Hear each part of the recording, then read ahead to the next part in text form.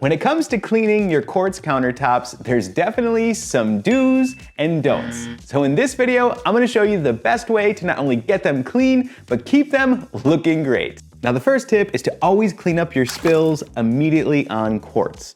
The reason being is quartz is actually stain resistant, not stain proof.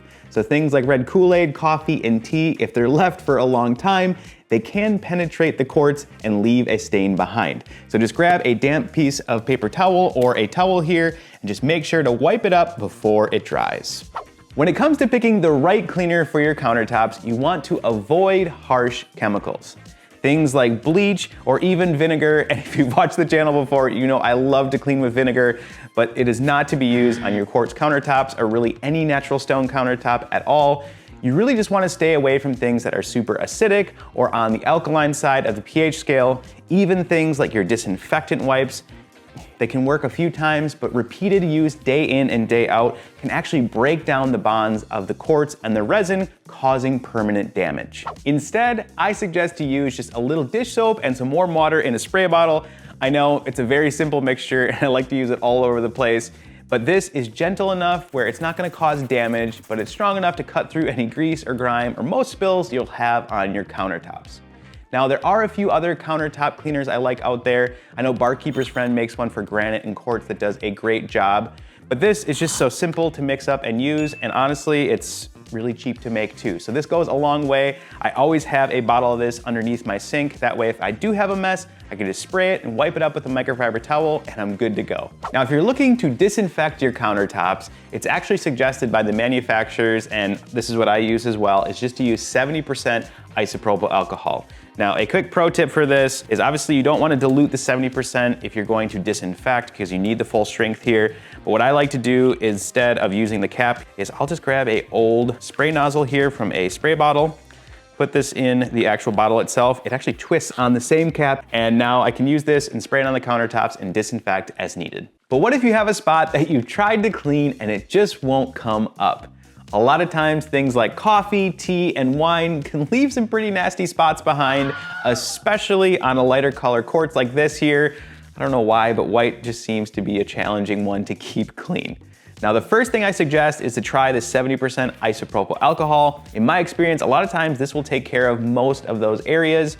But if that doesn't work, then what I like to do is jump up to just a little bit of baking soda. I'll sprinkle that on the area there, then just add a little bit of water, kind of make a paste, and very gently scrub that in. Then come through with just a towel, wipe that and rinse the area, and this can take care of it as well. Now, if you've tried those two and it's still not coming up, what I suggest to use is a magic eraser. Now, I gotta say, I do not recommend these for just everyday cleaning because they can be a little aggressive. But if you have an area that you've tried the alcohol, you've tried the baking soda, and it's just not coming clean, a magic eraser can save your countertops. Just always use it very gently and don't scrub real hard. When it comes to using any sort of scrubbers on this type of countertop, you want to avoid anything that's going to be super aggressive. Things like steel wool or even the yellow and green scour pads are too strong and they can scratch the countertops. I actually stopped keeping the yellow and green scour pads in my house completely because they can honestly be too tempting to just grab and scrub something without even thinking, and then you cause scratches and ruined your countertop. Instead, and if you've watched the videos again, you know we're a scrub daddy household here, but these are great and strong enough to cut through any grime that you need to scrub, but they're not gonna cause damage because they're scratch free. Now, sometimes on these types of countertops, you'll have a little stuck on food that you can't quite scrub away. And actually, I found this little Lodge spatula thing that I use for my cast iron. It does an amazing job to kind of get under the food, and it's not gonna scratch anything because it's plastic. So you can also use this too. I'll have all the links for the tools I used in today's video down in the description below. Definitely check those out. But yeah, don't use anything aggressive. There are a few things that I recommend that you should always do to keep them looking great. Number one, I suggest wiping them down at least once a day. That way you can make sure they're clean, but also there's not anything left behind that could possibly stain like we talked about earlier. Now, quick pro tip is I do suggest to use a 2-towel system when cleaning the countertop. One to use with the cleaner, and then just a dry clean microfiber cloth to come through and dry and buff the surface. This will ensure that there's no streaks left behind. The second thing is always use a cutting board and never cut anything directly on the countertop.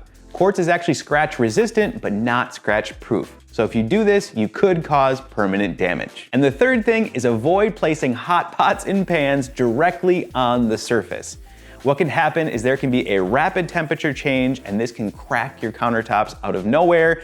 I've seen it happen. You do not want to do that, because then you have to replace all of them, and that's very expensive. So just instead, always use a hot pad or something to protect the countertops from the heat.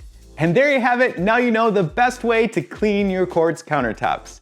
Thanks so much for watching, and if you found this video helpful, smash like and consider subscribing to the channel. I also need to give a huge shout out to the Clean Squad over on Patreon. Thanks so much for continuing to support the channel, and if you want to learn more about that, check the link down in the description below. I think it's down there. We'll see ya on the next Clean.